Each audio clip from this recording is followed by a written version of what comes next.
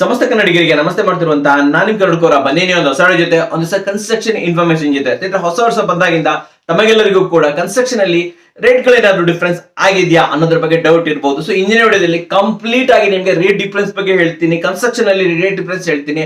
ಅಷ್ಟೇ ಅಲ್ಲದೆ ಮೇಸ್ತ್ರಿಗಳು ಕಾಂಟ್ರಾಕ್ಟ್ಗಳು ಯಾವ ರೀತಿ ಚಾರ್ಜಸ್ ಮಾಡ್ತಾರೆ, ಯಾವ ವಸ್ತುಗಳನ್ನ ಇನ್ಕ್ಲೂಡ್ ಮಾಡ್ತಾರೆ, ಯಾವ ವಸ್ತುಗಳನ್ನ ಎಕ್ಸ್ಕ್ಲೂಡ್ ಮಾಡ್ತಾರೆ, ಪ್ರತಿಯೊಂದನ್ನು ಕೂಡ ತಿಳಿಸ್ಕೊಡ್ತೀನಿ. ನೀವು ಪ್ರತಿಯೊಂದನ್ನು ತಿಳ್ಕೊಂಡಿರ್ಬೇಕು. ಅಷ್ಟೇ ಅಲ್ಲದೆ ಈ ವಿಡಿಯೋನ ದಯವಿಟ್ಟು ನಿಮ್ಮ ಫ್ರೆಂಡ್ಸ್ ಅಂಡ್ ಫ್ಯಾಮಿಲಿ ಜೊತೆ ಶೇರ್ ಮಾಡೋದನ್ನ ಮಾತ್ರ ಖಂಡಿತ ಮರಿಬೇಡಿ. ಯಾಕಂತಂದ್ರೆ ಈ ವಿಚಾರ ತಮಗೊಂದೇ ಅಲ್ಲ, ಕಂಪ್ಲೀಟ್ ಆಗಿ ಎಲ್ಲರಿಗೂ ಕನ್ನಡಿಗರಿಗೂ ಕೂಡ ಗೊತ್ತಾಗಬೇಕು. ಆದ್ರಿಂದ ಶೇರ್ ಮಾಡೋದನ್ನ ಮಾತ್ರ ಮರಿಬೇಡಿ ಸ್ನೇಹಿತರೆ. ಇವಾಗ ಕಂಪ್ಲೀಟ್ ಆಗಿ ನಿಮ್ಗೆ ಸ್ಟೆಪ್ ಬೈ ಸ್ಟೆಪ್ ಪ್ರತಿಯೊಂದು ವಿಚಾರವನ್ನ ನಾನು ತಿಳಿಸ್ಕೊಡ್ತೀನಿ. ಬೆಲೆಗಳಿರ್ಬೋದು, ಯಾವ ರೀತಿ ಕನ್ಸ್ಟ್ರಕ್ಷನ್ ನಡೆಯುತ್ತೆ, ಕ್ರಮಗಳು ಪ್ರತಿಯೊಂದನ್ನು ಕೂಡ ತಿಳಿಸ್ಕೊಡ್ತೀನಿ. ಸೊ ವಿಡಿಯೋನ ಪೂರ್ತಿಯಾಗಿ ನೋಡಿ, ವಿಚಾರ ಸರಿಯಾಗಿ ತಿಳ್ಕೊಳ್ಳಿ. ಹಾಗೆ ಚಾನಲ್ ನ ಸಬ್ಸ್ಕ್ರೈಬ್ ಮಾಡಿ, ಬೆಲ್ ಐಕಾನ್ ಪ್ರೆಸ್ ಮಾಡೋದನ್ನ ಮಾತ್ರ ಮರಿಬೇಡಿ ಸ್ನೇಹಿತರೆ. ಮೊದಲೇದಾಗಿ ನೀವು ತಿಳ್ಕೊಬೇಕಾಗಿರೋ ವಿಚಾರ ಏನಂತಂದ್ರೆ ಬಿಲ್ಟ್ ಅಪ್ ಏರಿಯಾ. ಹೌದು, ಬಿಲ್ಟ್ ಅಪ್ ಏರಿಯಾದಿಂದಲೇ ನಿಮ್ಮ ಕಂಪ್ಲೀಟ್ ಕನ್ಸ್ಟ್ರಕ್ಷನ್ ಕಾಸ್ಟ್ ಅನ್ನ ಇಲ್ಲಿ ಮೆಜರ್ ಮಾಡಲಾಗುತ್ತೆ. ಫಾರ್ ಎಕ್ಸಾಂಪಲ್ ನೋಡಿ, ನಾನೇನು ತೋರಿಸ್ತಾ ಇದ್ದೀನಿ ಇಲ್ಲಿ, ಒಂದು 30 ಸೈಟ್ ಅಲ್ಲಿ ನೀವು ಕೇವಲ 40/25 ಮಾತ್ರ ಕಟ್ತಾ ಇದ್ದೀರಾ.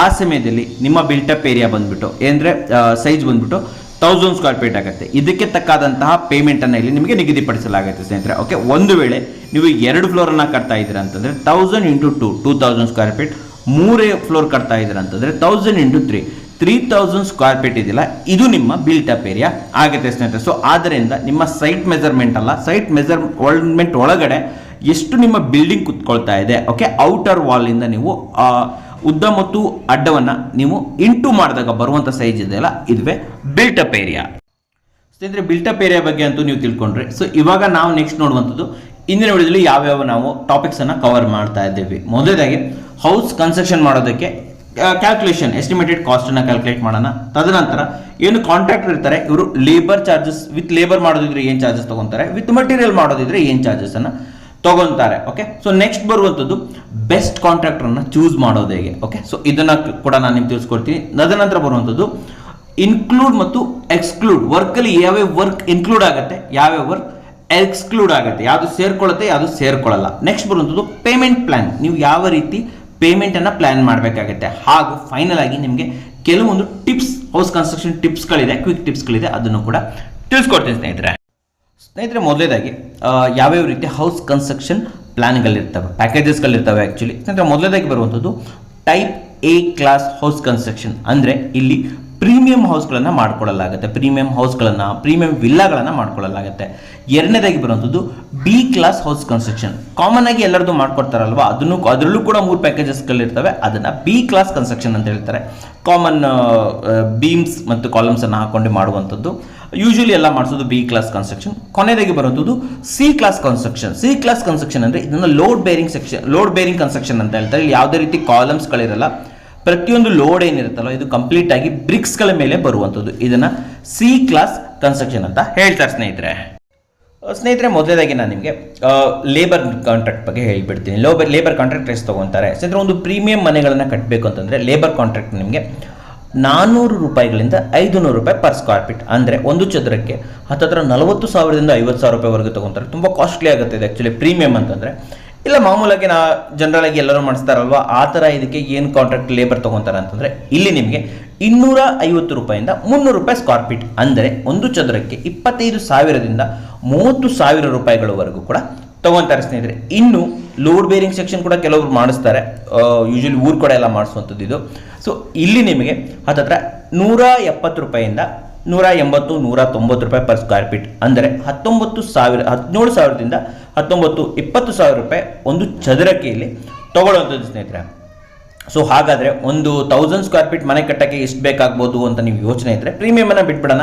ಮಾಮೂಲಿ ಕಟ್ಟೋದಿದ್ರೆ ನಿಮಗೆ ತಗೊಳ್ಳುವ ವೆಚ್ಚ ಅಂದ್ರೆ ಲೇಬರ್ ಕಾಂಟ್ರಾಕ್ಟರ್ ತಗೊಳ್ಳುವಂಥದ್ದು ಹತ್ತಿರ 2.5ರಿಂದ 3 ಲಕ್ಷ ರೂಪಾಯಿ ತಗೊಳ್ತಾರೆ ಸ್ನೇಹಿತರೆ. 1000 ಸ್ಕ್ವೇರ್ ಫೀಟ್ಗೆ ಹೇಳ್ತಾ ಇದ್ದೀನಿ ನಾನು. ಓಕೆ, ಸೊ ಅದೇ ರೀತಿಯಲ್ಲಿ ಒಂದು ವೇಳೆ ಲೋಡ್ ಬೇರಿಂಗ್ ಏನಾದರೂ ನೀವು ಮಾಡ್ತೀರಾ ಅಂತಂದ್ರೆ ಅದು ಇನ್ನೂ ತುಂಬಾ ಕಮ್ಮಿ ಆಗುತ್ತೆ. ಹತ್ತಿರ 1,70,000ದಿಂದ 2 ಲಕ್ಷ ರೂಪಾಯಿ ಒಳಗಡೆನೆಯಲ್ಲಿ ಆಗುವಂಥದ್ದು ಸ್ನೇಹಿತರೆ.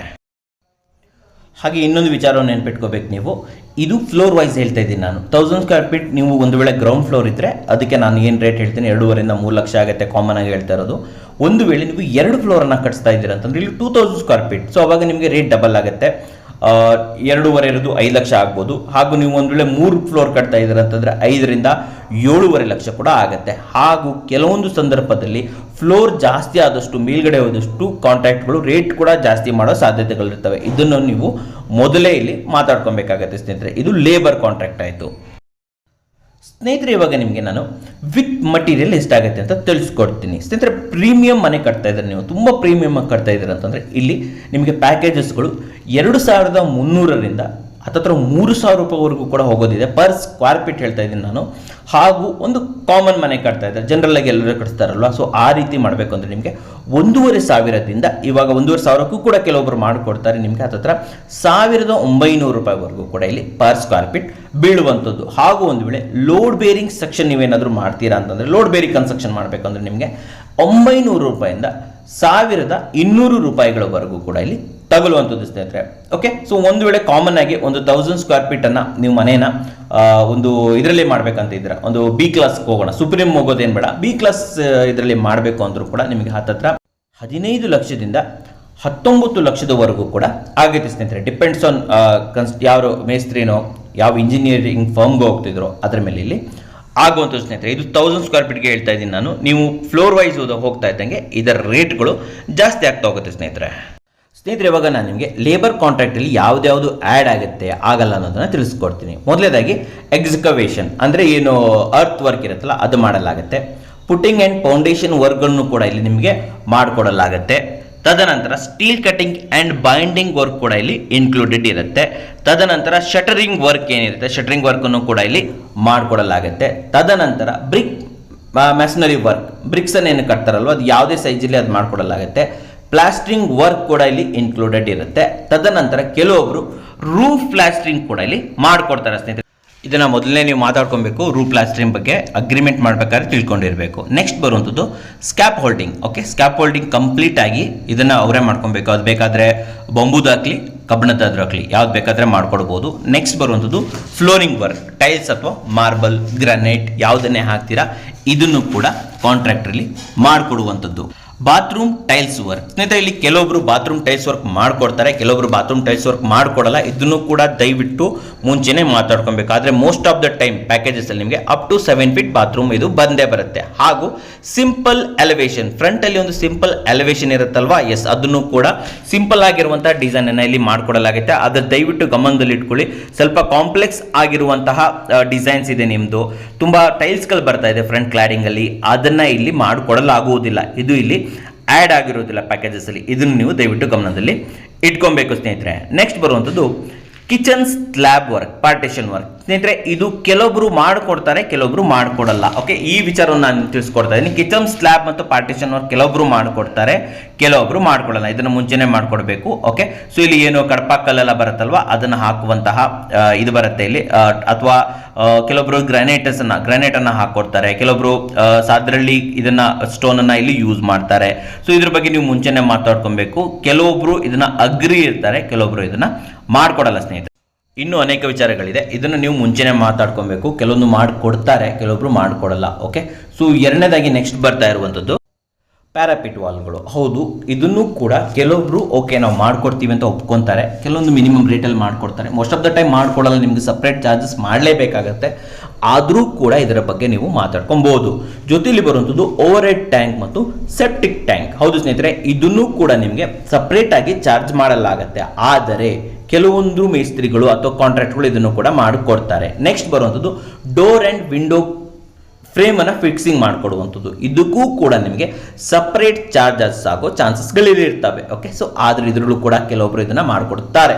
ನೆಕ್ಸ್ಟ್ ಬರುವಂಥದ್ದು ಯಾವ್ದಾದ್ರು ಸೇರ್ಕೊಳ್ಳಲ್ಲ. ಓಕೆ, ನಿಮ್ಮ ಇದರಲ್ಲಿ ಕಾಂಟ್ರಾಕ್ಟ್ ಇದರಲ್ಲಿ ಪ್ಲಾನ್ಸ್ ಮತ್ತು ಡ್ರಾಯಿಂಗ್ಸ್ಗಳು ಡೆಫಿನೆಟ್ಲಿ ಪ್ಲಾನ್ಸ್ ಮತ್ತೆ ಏನು ಡ್ರಾಯಿಂಗ್ ಇರುತ್ತಲ್ಲ ಇದನ್ನ ಡೆಫಿನೆಟ್ಲಿ ನೀವು ಸಪರೇಟ್ ಆಗಿ ಇಲ್ಲಿ ಪರ್ಚೇಸಸ್ ಅನ್ನ ಮಾಡಬೇಕಾಗುತ್ತೆ. ಅರ್ತ್ ಮತ್ತು ಸಾಯಿಲ್ ಪಿಲ್ಲಿಂಗ್, ಏನು ನಿಮ್ಮ ಪ್ಲಿಂತ್ ಲೆವೆಲ್ ಬಂದಾದ ನಂತರ ಸಾಯಿಲ್ ಪಿಲ್ಲಿಂಗ್ ಇರುತ್ತೆ ಗೊತ್ತಾ ನಿಮಗೆ, ಮಣ್ಣನ್ನು ತುಂಬಿಸ್ಬೇಕಲ್ವಾ. ಎಸ್, ಈ ವರ್ಕ್ ಅನ್ನ ಇಲ್ಲಿ ಯಾವುದೇ ಕಾಂಟ್ರಾಕ್ಟ್ ಇದರಲ್ಲಿ ಆಡ್ ಆಗಿರಲ್ಲ. ಇದನ್ನ ನೀವು ಓನ್ ಆಗಿ ನಿಮ್ಮ ಇದರಿಂದ ಇಲ್ಲಿ ಇದನ್ನ ಮಣ್ಣನ್ನ ಇಲ್ಲಿ ಫಿಲ್ ಮಾಡಿ. ವಾಲ್ ಟೈಲ್ಸ್ಗಳು ಓಕೆನಾ, ವಾಲ್ ಅಲ್ಲಿ ಏನು ಹಾಕ್ತಾರಲ್ಲ ಟೈಲ್ಸ್ಗಳು, ಕ್ಲಾಡಿಂಗ್ ಇರಬಹುದು, ಅದು ನಿಮಗೆ ಬರಲ್ಲ. ಪ್ಲಂಬಿಂಗ್ ವರ್ಕ್ ಬರಲ್ಲ, ಎಲೆಕ್ಟ್ರಿಕಲ್ ವರ್ಕ್ ಬರಲ್ಲ, ರೈಲಿಂಗ್ಸ್ ಮತ್ತು ಮೇನ್ ಗೇಟ್ ಫಿಕ್ಸಿಂಗ್ ಇರುತ್ತೆ, ಇವು ನಿಮಗೆ ಆಡ್ ಆಗಲ್ಲ, ಸಪರೇಟ್ ಚಾರ್ಜಸ್ ಇರುತ್ತೆ. ಪೇಂಟಿಂಗ್ ವರ್ಕ್ಗಳು ನಿಮಗೆ ಆಡ್ ಆಗಲ್ಲ. ಅಲ್ಯೂಮಿನಿಯಂ ವಿಂಡೋಸ್ಗಳು, ವುಡ್ ವರ್ಕ್ಗಳು, ವುಡನ್ ವಿಂಡೋಸ್ಗಳನ್ನು ಹಾಕೋದು ಆ್ಯಡ್ ಆಗಲ್ಲ. ಇನ್ನು ಇಂಟೀರಿಯರ್ ಡೆಕೋರೇಷನ್ ಲೈಕ್ ವಾರ್ಡ್ರೋಬ್ ಇರ್ಬೋದು, ಕಿಚನ್ ಕ್ಯಾಬಿನೆಟ್ಸ್ಗಳು, ಇವುಗಳು ಕೂಡ ನಿಮಗೆ ಆ್ಯಡ್ ಆಗಲ್ಲ. ಆದರೆ ಕೆಲವೊಬ್ರು ಕಿಚನ್ದು ಏನು ಇದಿರುತ್ತೆ ಸಿಂಪಲ್ ಇದನ್ನು ಮಾಡಿಕೊಡ್ತಾರೆ, ಕೆಲವೊಬ್ರು ಮಾತಾಡ್ಕೊಬೇಕಾಗತ್ತೆ. ಓವರ್ ದ ಹೆಡ್ ಟ್ಯಾಂಕ್ ಇರುತ್ತೆ, ಇದನ್ನು ಕೂಡ ಆ್ಯಡ್ ಆಗಲ್ಲ, ಇದು ಕೂಡ ಸಪ್ರೇಟ್ ಚಾರ್ಜಸ್ ಆಗುತ್ತೆ. ಸಂಪ್ ಹಾಗೂ ಸೆಪ್ಟಿಕ್ ಟ್ಯಾಂಕ್ಗಳು ನಿಮಗೆ ಆ್ಯಡ್ ಆಗಲ್ಲ, ಕೆಲವೊಬ್ರು ಮಾಡಿಕೊಡ್ತಾರೆ ಬಟ್ ಆಗಲ್ಲ ಹೆಚ್ಚಿನ ಟೈಮಲ್ಲಿ. ಕ್ಯಾಂಟಿಲಿವರ್, ಫ್ರಂಟ್ ಎಲಿವೇಶನ್ ಇವುಗಳು ಕೂಡ ನಿಮಗೆ ಆ್ಯಡ್ ಆಗಲ್ಲ. ಏನು ರ್ಯಾಂಪ್ ಇರುತ್ತೆ, ಫ್ರಂಟ್ ರ್ಯಾಂಪ್ ಇರುತ್ತೆ ತಾನೆ, ಅದು ಕೂಡ ನಿಮಗೆ ಆ್ಯಡ್ ಆಗಲ್ಲ.